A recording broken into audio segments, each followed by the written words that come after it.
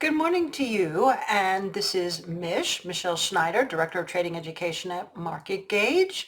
Also, the owner of the RIA MGAM LLC and partner in a TAMP. So I'm bringing to you today a lot of experience, and if those of you who read my daily, which is available on our website, marketgauge.com, know I've been all over two themes. One is that the market, when I say the market, I mean the overall indices and many of the sectors are in a very stubborn trading range. And number two is that inflation, whether it's cooled or not temporarily over a 7-month decline, it has risen, and all signs look like that inflation is definitely not going away. Even with its decline over 7 months, it's still extremely high, and any of the spark plugs that I have written about over and over could send it to screaming to even a higher high, leaving central banks with a lack of credibility and governments throwing money at their own countries in order to stay afloat and avoid a major recession or a major rebellion as people feel they can't afford to live. So that's the overall macro theme. I have seen no reason to feel any other way. Obviously, a trading range is a trading range until it's broken. But in terms of inflation, obviously that there are people who think that we're going into disinflation. People say deflation. And so very few people are using the word stagflation. So let's take a look here. What you see in front of you right now are the inclines in, CPI. Here it says points to persistent inflation, and this is the source of the Bureau of Labor Statistics. And if we take a look right here, just in terms of what we've seen, it rose by what was expected, at least in the overall core. But in terms of the actual year to year, it was 6.4. They were expecting 6.2. And so essentially what we have right now is most of the inflation came out not in goods. That's why people are enthusiastic, but in services, which are sticky. But we're going to take a look at some of the inflation indicators, and I'm going to give you a couple of picks. So there's a couple of areas that you have to watch in terms of what will be the next direction of both the markets, but particularly if we are starting to see any kind of currency debacle, given the fact that BRICS is still an issue here where there are many countries that are looking to price petrodollars in something else other than dollars. And this is a chart of the US dollar. Now this is based on the end of day cash settlement. The actual price as I'm talking to you is more down here at around 102.90. But more importantly, what you see here is a 50-day moving average and a 200-day moving average. And we are having difficulty with the great rally that people were predicting in the dollar after oversold conditions, really seeing that. So essentially, if the dollar can get through 104, then I think we can probably see a move up to around 106, 107. But if it can't, and this continues, and we break down under this 102.50, then I believe that we will continue to see the decline in dollar. And if we just take a look at a further out time frame here, this is the weekly chart, you can see that your next real line of support would be somewhere between 99 and 100. So the bigger implication is what that would do to the market. Some people say if the dollar is down, that's good for the stock market. Obviously, it would be good for commodities. But there is going to be a point where the dollar down may not necessarily be good for the market because of other more macro factors. And again, like I said, probably the biggest one is what happens to the dollar in terms of using that currency to price goods as important as oil. Now, if we move on to a different chart, let's take a look at the euro through FXE. And the euro, let's go back to a daily chart here. Although trend-wise, you can see that it's doing a lot better. It's above the 50 where I just showed you the dollar was sitting right on the 50. We also had a golden cross here where we're in a death cross in terms of the actual US dollar. This too doesn't necessarily mean that currencies are going to be the place to go. But the fact that it's outperforming tells me that as long as it continues to hold not only the 50-day moving average in our real motion momentum indicator, but also on the price chart, then that means that the euro and the eurozone may not be in the absolute worst shape, or may continue to do a little bit more outperforming in terms of going forward in the U.S. We have actually one of our holdings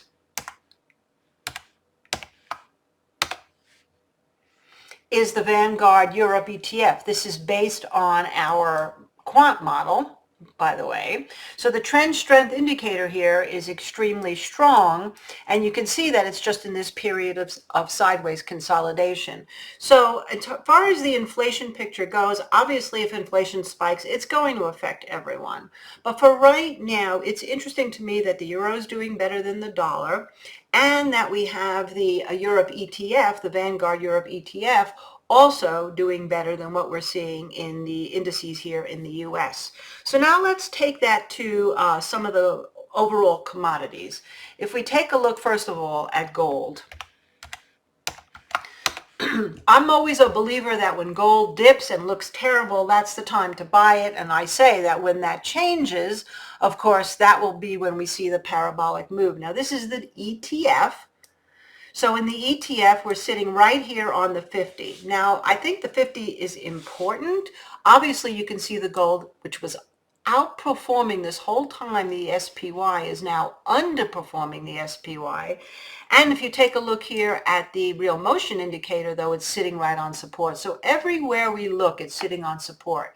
But what I find to be most interesting right now on the gold is the weekly chart. Because if this actually continues to hold the 50-week moving average, we can obviously get a buy opportunity if this goes much lower. I'd like to see about 1850 or so hold in the gold futures market.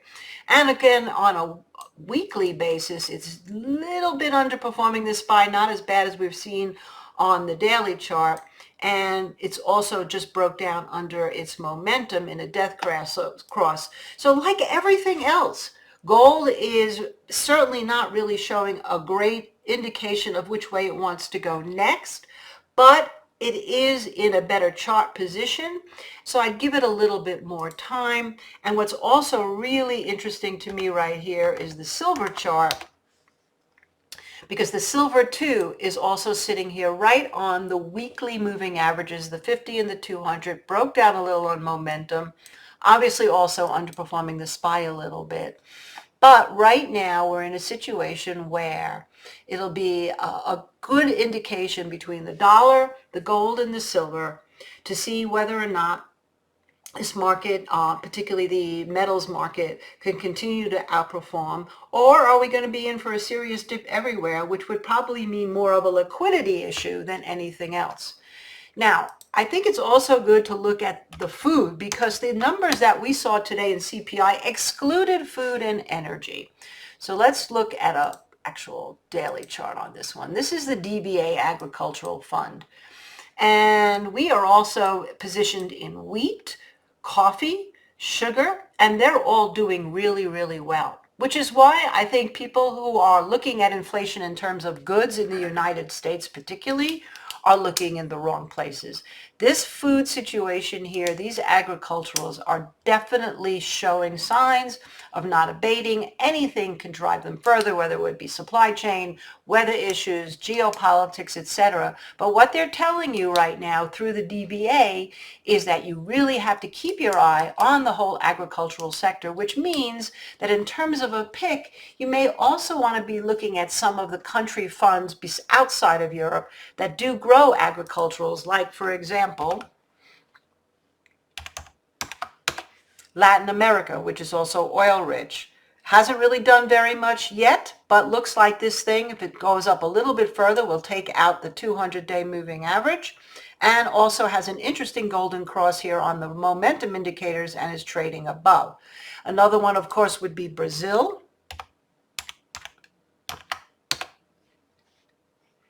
Brazil not doing as well, but nonetheless also held the 50. And this is not in a golden cross. You can see the 50 is below the 200, but one more push over the 200 will have what we call a divergence between an inclining momentum and price. So I would wait for this to clear the 50-day moving average for a couple of days, and then it might be an interesting situation to be looking at, like I said, some of these agricultural countries. Now, if we go to another major commodity ETF, it would be DBC. Now, DBC, this is a daily chart, yes. DBC has exposure to metals and also to energy. And you can see, again, another great diversion, because this is still obviously in a death cross on real motion, but clearing the 50-day moving average in the momentum, had a little bit of a mean reversion back here, but hasn't really gone anywhere yet.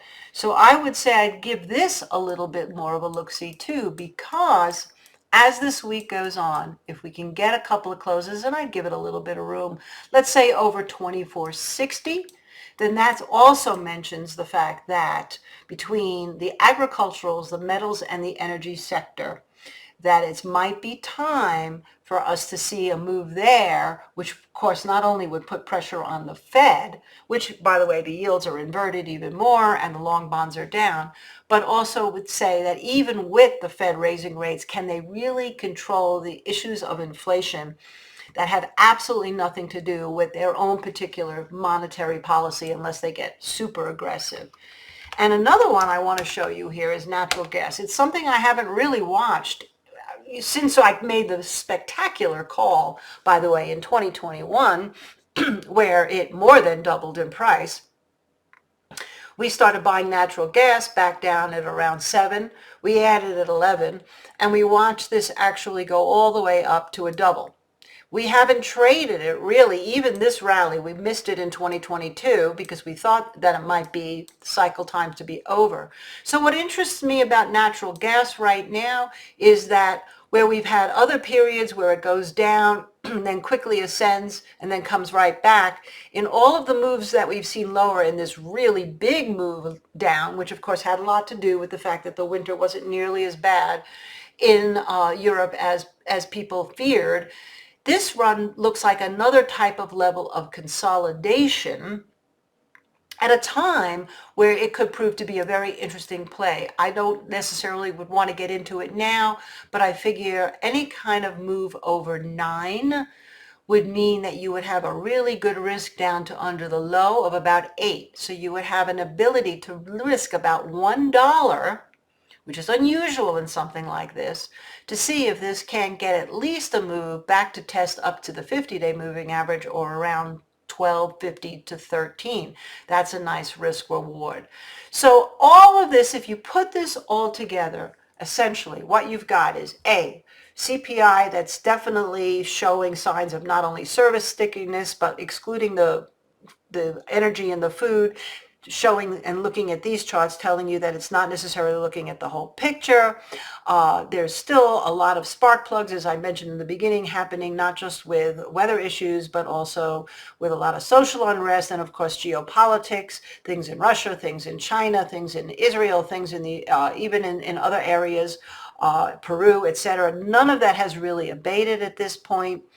And on top of that, you have a lack of credibility in the central banks to really be able to control this type of situation, feeding the public that we are heading into more of a disinflation period and that everything is just cheerful and wonderful. And I hate to give you a negative message on Valentine's Day, but nonetheless, these are the areas that I would be watching for. And of course, finally, the most important is this persistent trading range that we're having here in the SPX. That trip to 4,200 that we can't quite get over. If you go all the way back to here, that was the last time back in August when we had the big rally and we started to decline. The last gasp was at 4,200. And of course, we do have support at 3,900, but if that breaks, I'm still predicting we could potentially see 3,200. Okay, I hope you enjoyed. Thanks so much for watching. Look for me on Twitter at Market Minute and go to marketgauge.com to find my daily content. Bye-bye for now.